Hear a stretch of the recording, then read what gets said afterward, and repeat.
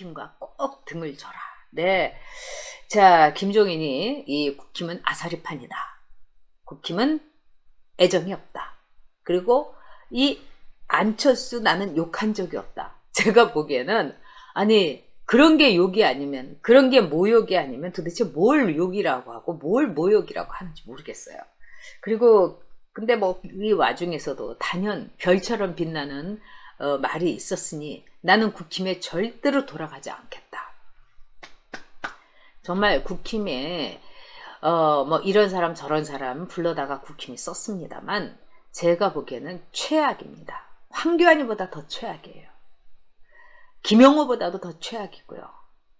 공병호보다도 더 최악이고 한성교보다도 더 최악입니다.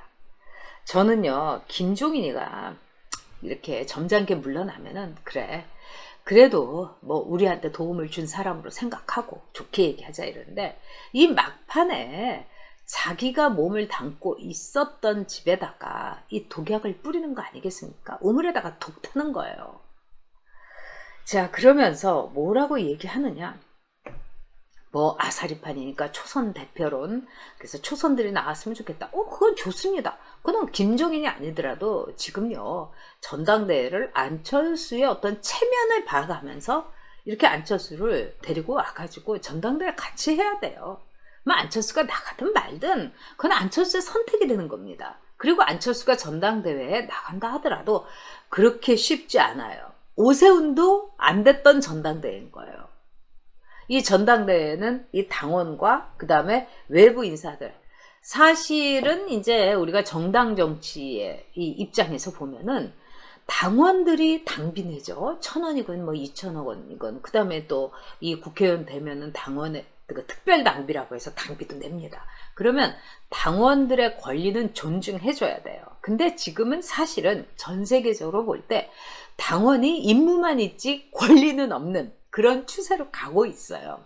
그리고 지금 우리가 저는 국민의힘의 당원도 아닙니다만 만약에 당원이라면 저는 어떤 저의 권리를 주장하지 않겠습니다. 어떻게든지 중도구 모구 끌어와 가지고 그 다음에 이 사람 저 사람 홍준표고 누구고 다 모아 가지고 그 힘을 갖고 대권 승리를 향해 가야죠. 저는 그런 점에서 안철수는 꼭 필요하다고 봅니다. 왜 필요하냐? 안철수는 숫자로 얘기하면 15예요, 여러분. 안철수는 15%의 지분을 갖고 있어요. 이번에도 보면은 안철수가 보태준 표가 15%다. 저는 이렇게 봅니다. 그 15%가 없었으면은 박영선이가 그 무식하고 그 무지하고 응? 정말 그런 무지랭이 같은 박영선이가 임대 사업자와 임차 사업자, 임차인과 임대인을 이 헷갈리는 그런 박영선이 서울시장이 되는 거 와, 생각만 해도 여러분 간담이 서늘하시죠. 그런 일이 있을 수 있는 거예요. 그래서 안철수 국힘에서요 대접을 해줘야 됩니다. 당연하지 않겠습니까? 그런데 이 김종인이가 이렇게 안철수를 왜 이렇게 미워하나? 여러분들 한번 이렇게 보시면 아니 왜 저렇게 미워해? 제가 볼 때는 안철수하고 김종인의 역할이 겹치기 때문에 그래요. 오늘 이 권은희가 이런 말을 했죠. 김종인이 안철수를 그렇게 저주하고 미워하는 거는 김종인의 역할을 안철수가 빼앗을까봐 그렇다. 이 말 맞아요, 여러분. 자, 선거 때도요. 김종인은 그냥 올마이티 김종인. 내가 모두 다 했다. 그리고 내가 여의도의 짜르로서 이 선거를 평정했다. 야권의 승리가 아니라 김종인의 승리다. 이 말을 듣고 싶었던 거예요. 근데 철수가 같이 해요. 그래서 해맑은 얼굴로 들어왔어요.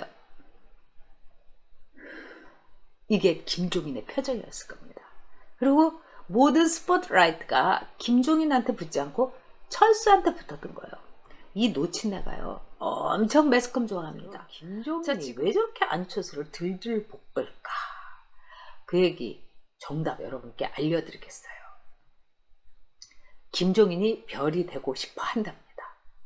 제가 몇 차례 여러분께 말씀드렸죠. 김종인이 자기가 말하자면 대권 주자가 되고 싶어 한다.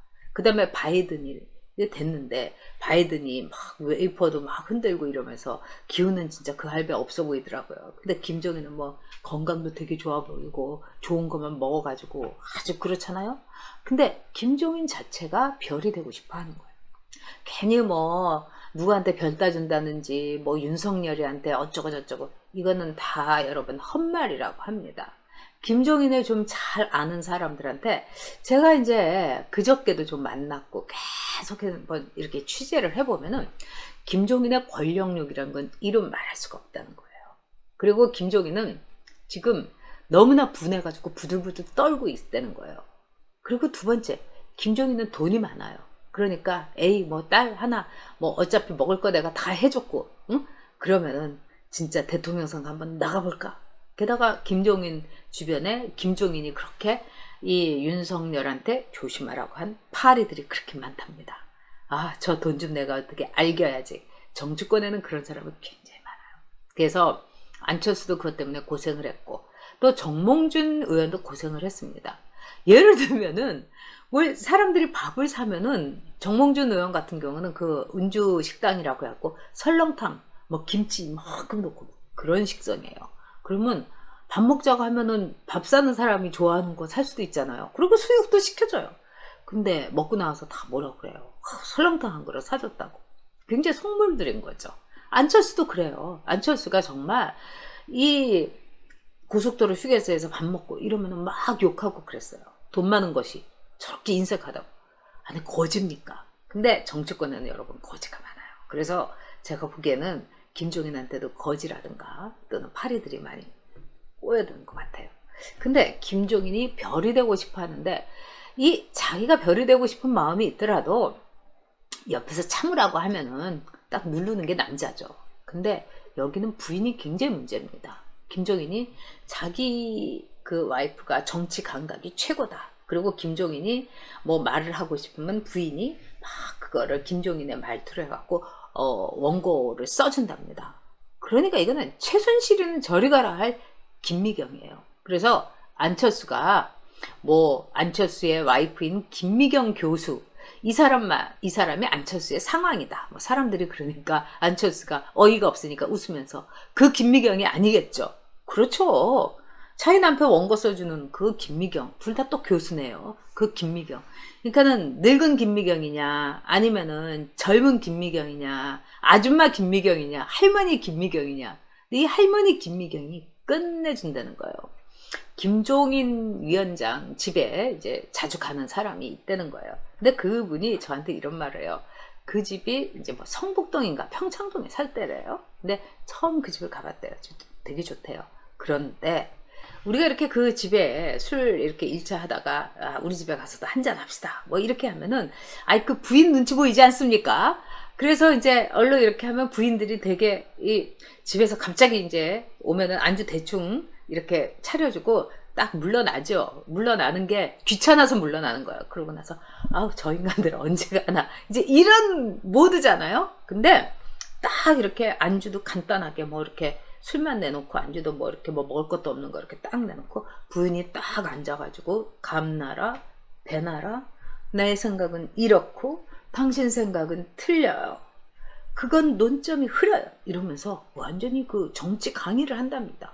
그럼 또 김종인은 또 그걸 같이 이렇게 막 왔다 갔다 하고 그래서 많은 분들이 김미경이 별을 달고 싶은 욕심 내가 어떻게든지 퍼스트 레이디가 돼가지고 그 다음에 질 바이든처럼 나는 망사 스타킹은 못 신더라도 아주 그 정수기처럼 막스마라 코트 딱 세금으로 사 입고 뭐 내가 좋아하는 에르메스 백 들고 다니고 뭐 이런 꿈을 꾸는지도 모르죠. 그래서 이 김종인이 별이 되고 싶어 한다.